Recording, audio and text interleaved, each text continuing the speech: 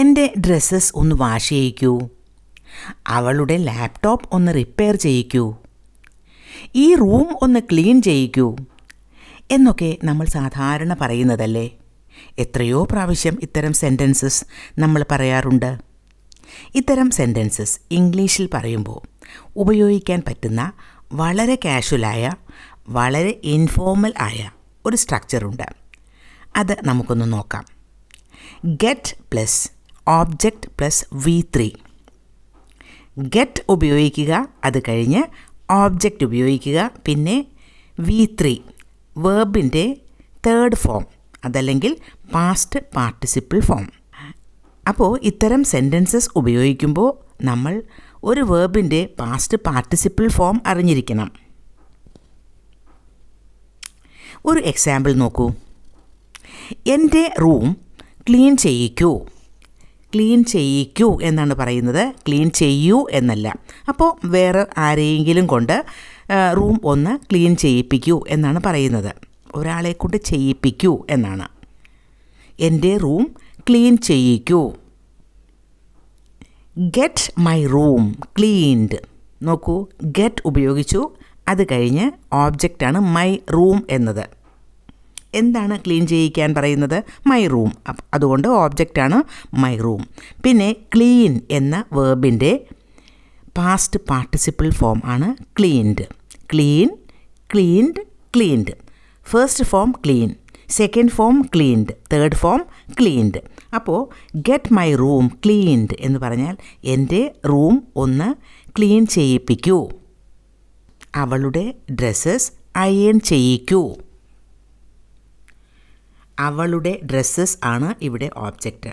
അപ്പോൾ get her dresses അയേൺഡ്. Iron എന്ന വേർബിൻ്റെ past participle ഫോമാണ് അയേൺഡ്. ഈ ലാപ്ടോപ്പ് റിപ്പയർ ചെയ്യിക്കൂ. മറ്റ് ആരെയെങ്കിലും കൊണ്ട് ഒന്ന് റിപ്പയർ ചെയ്യിപ്പിക്കൂ എന്നാണ് ഈ പറയുന്നത്. ഈ ലാപ്ടോപ്പ് റിപ്പയർ ചെയ്യിക്കൂ. ഇവിടെ ഓബ്ജക്റ്റ് ഈ ലാപ്ടോപ്പ് എന്നതാണ്, ദിസ് ലാപ്ടോപ്പ്. അപ്പോൾ ഗെറ്റ് ദിസ് ലാപ്ടോപ്പ് റിപ്പയർഡ്.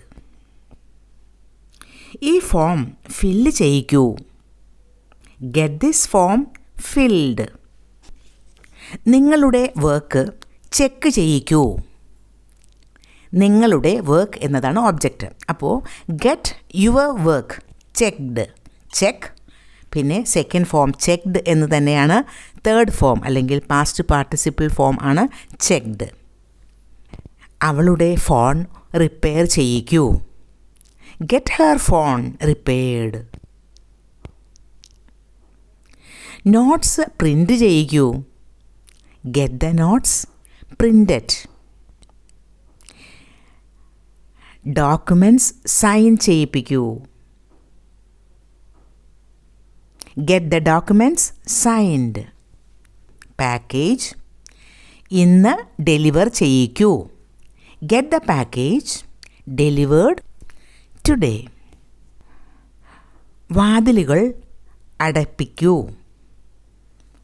മറ്റൊരാളെ കൊണ്ട് അത് ക്ലോസ് ചെയ്യിക്കൂ എന്നാണ് പറയുന്നത്. അപ്പോൾ get the doors closed. Close എന്ന വേർബിൻ്റെ V3 ഫോമാണ് ക്ലോസ്ഡ്. നിങ്ങളുടെ ഹൗസ് പെയിൻറ്റ് ചെയ്യിക്കൂ. Get your house painted. Carpets clean ചെയ്യിക്കൂ. Get the carpets cleaned. ഈ ഡോക്യുമെൻറ്റ്സ് ടൈപ്പ് ചെയ്യിക്കൂ.